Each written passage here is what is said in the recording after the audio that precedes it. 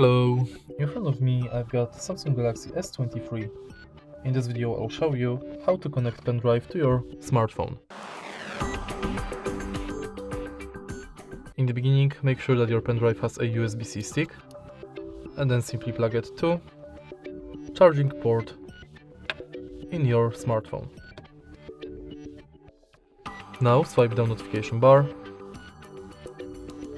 select USB storage added, now select open. As you can see, now we can browse every folder my pendrive has. To enter it, let's go to My Files app.